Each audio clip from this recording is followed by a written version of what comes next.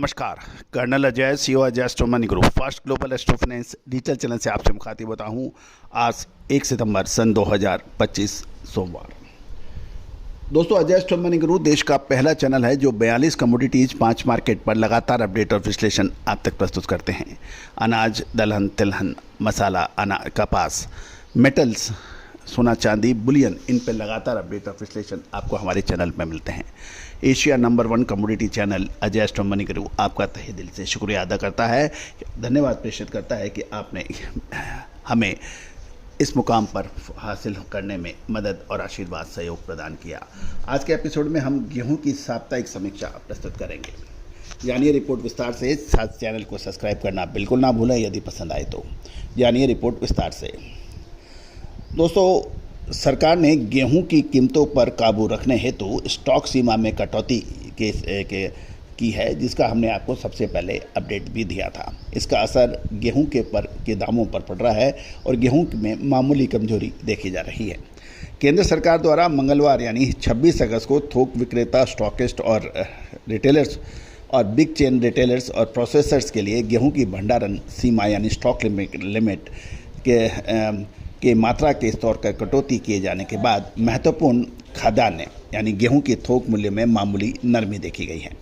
मंडियों में गेहूं की सप्लाई सामान्य ढंग से हो रही है और कीमतों में गिरावट भी ज़्यादा बड़ी नहीं है। मामूली असर इसमें देखने को पड़ा। यदि हम 23 अगस्त से 27 अगस्त को समाप्त होने वाले सप्ताह के दौरान देखें तो दिल्ली में गेहूं के भाव 23 रुपये गिरकर 2825 रुपये प्रति क्विंटल और इंदौर में 200 रुपये की कमजोरी के साथ 2500 से 3000 रुपये प्रति क्विंटल के व्यापार होने के समाचार मिल रहे हैं। इटारसी में 40 रुपये गिरकर 2580 से 2610 रुपये प्रति क्विंटल, लेकिन उज्जैन में इसमें बढ़त देखी गई और ये 50 रुपये बढ़कर 2625 से 3100 रुपये प्रति क्विंटल तक पहुँच गए। राजस्थान की कोटा एवं बूंदी मंडियों में गेहूं के दाम 37 रुपये और 20 रुपये यानी कोटा में 37 रुपये और बूंदी में 20 रुपये गिरकर कोटा में 2613 रुपये प्रति क्विंटल और बूंदी में 2550 से 2580 रुपये प्रति क्विंटल रहने के समाचार मिल रहे हैं। उत्तर प्रदेश में देखें तो उत्तर प्रदेश में की मंडियों में गेहूं के दाम 40 रुपये प्रति क्विंटल की गिरावट दर्ज है। इसमें सबसे महत्वपूर्ण बिंदु यह है कि राष्ट्रीय स्तर पर गेहूं के बाजार में आई इस नरमी को स्टॉक सीमा में कटौती का प्रभाव नहीं के बराबर देखा जा रहा है और ये बाजार में सामान्य हलचल मानी जा रही है, क्योंकि सप्लाई और डिमांड के अंदर कोई बहुत अधिक प्रभाव नहीं पड़ा है। अक्सर गेहूं के दामों में 25 से 50 रुपये क्विंटल का उतार चढ़ाव देखा जाता है। सितंबर और अक्टूबर माह गेहूं के अंदर एक महत्वपूर्ण मोमेंट आने की संभावना बन रही है। दोस्तों, आपको याद होगा पिछले साल भी हमने आपको गेहूं पे 2200 साढ़े 2200 रुपये पर ख़रीदने की जो बात कही थी और ऊपर आपको 3300 से 3400 लेवल के ऊपर आपको बेचने की सलाह दी थी, वो अक्षत सत्य साबित हुई थी। अब महत्वपूर्ण यह है कि गेहूं का जो स्टॉक जिन्होंने किया है उनको माल बेचना चाहिए या रुकना चाहिए।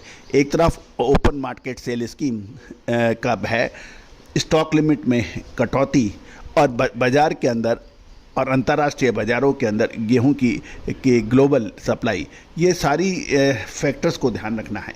लेकिन साथ साथ भारतीय रुपया का डेप्रिसिएशन होना लगातार, साथ साथ सरकारी नीतियाँ और डिमांड व सप्लाई का आपस में सामंजस्य, इन सभी का कैलकुलेशन विश्लेषण हर व्यापारी, हर विश्लेषक, हर मार्केट एक्सपर्ट अपनी तरह से करता है। और लेकिन भारतीय अनुसंधान पद्धति और फंडामेंटल एनालिसिस का जब अद्भुत संबंध बनता है तो इसका कंपैरिजन, इसका मुकाबला कोई नहीं कर सकता, क्योंकि टाइमिंग ऑफ द इवेंट यानी टाइम यानी कब, इसका उत्तर सिर्फ और सिर्फ भारतीय अनुसंधान पद्धति दे सकती है। और उसको साथ में यदि फंडामेंटल एनालिसिस का समागम कर दिया जाए तो निश्चित मान के चलिए कि उसका मुकाबला ना पहले कभी था ना है और आगे का मुझे पता नहीं, आगे हो भी सकता है लेकिन अभी तक नहीं है। मतलब है कि सप्लाई की हम बात करें तो दिल्ली में रोज़ाना करीबन 6.5 बाजार बोरी के आसपास गेहूं की सप्लाई है। मध्य प्रदेश की मंडियों में भी आवक है लेकिन अनियमित है। लेकिन उत्तर प्रदेश की मंडियों में सप्लाई की बेहतर स्थिति बताई जा रही है। वहां किसानों ने आगे ऊंचा दाम मिलने की उम्मीद से गेहूं का स्टॉक दबा रखा था, लेकिन अब सरकारी नियमों को देखते हुए कीमतों में भारी तेजी आने की संभावना क्षीण पड़ने लगी है, किसानों का और व्यापारियों का कहना है। उत्तर प्रदेश के केंद्रीय पूल से ओपन मार्केट से स्कीम के माध्यम से गेहूं की नीलामी शुरू होने का डर लगा हुआ है।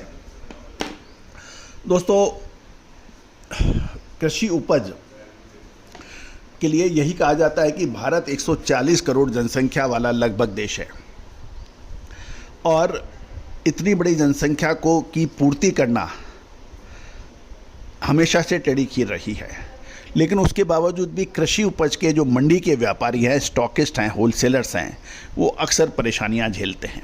उनका प्रमुख कारण यह है कि वो सदियों से अपनी पुरानी परंपराओं को जीवित रखे हुए हैं, वो दूसरे को विश्लेषण नहीं चाहते हैं और जो चाहता है वो आगे बढ़ जाता है। एक ज़माना था बैलगाड़ी का कि बैलों के ऊपर सारी अर्थव्यवस्था रहती थी, चाहे खेतों में जुड़ना हो, चाहे ट्रांसपोर्टेशन यानी परिवहन का हो, या कोई सा भी कोल्हू के बैल्स हैं, सब हैं। लेकिन अब मशीनी युग आ गया है। अब ट्रांसपोर्टेशन में माल को एक स्थान से दूसरे स्थान पर ले जाने के लिए बैलों का उपयोग नहीं होता, आज मोटर गाड़ी का उपयोग होता है। यदि आपको 1000, 1500, 2000 किलोमीटर जाना है तो उसका उपयोग आप हवाई जहाज़ से कर सकते हैं, ट्रेन से कर सकते हैं और आप चौपहिया वाहन से कर सकते हैं, बस से कर सकते हैं। उसी तरह से यदि आप विश्लेषक को साथ नहीं लेंगे, विश्लेषण को आगे नहीं आप उसके साथ मिल के चलेंगे तो निश्चित माने आप पीछे रह जाएंगे। और यही वजह है कि मंडी के व्यापारी हैं, स्टॉकिस्ट हैं, जो पुराने ढर्रे से चल रहे हैं, वो आज हम ज़्यादातर लोग परेशान हैं।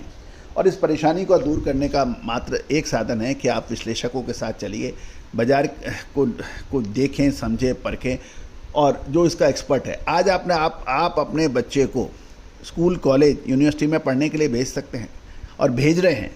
आप भी तो पढ़ा सकते हैं, उतने साक्षर, उतने एजुकेटेड तो आप भी हैं, लेकिन आपको उसके लिए प्रोफेसर्स के पास भेजना पड़ता है, लेक्चरर्स के पास भेजना पड़ता है, टीचर्स के पास।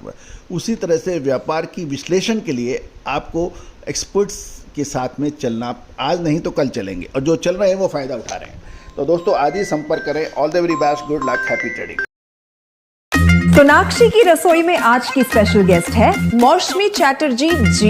ये जी नहीं, मौसमी आंटी। ओके आंटी मौसमी, तो आज आप क्या बनाएंगी? मैं क्यों बनाऊं? मैं तो गेस्ट हूँ, आप बनाओ, हम खाएंगे। एक्टिंग में तो हिट हो, अब खाना बनाओ सुपर हिट। ठाट से बनाऊंगी खाना, है ना द बेस्ट एवरीडे मसाला। आओ बनाते हैं मसालेदार छोले। हर रोज के करी में एवरीडे मसाले, शाही बिरयानी में स्वाद का जायका। পটল পোস্ত আর সর্ষে ইলিশ ভাপা।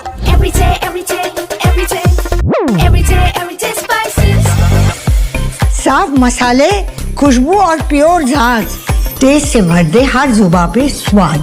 एवरीडे मसाले, देश का स्वाद।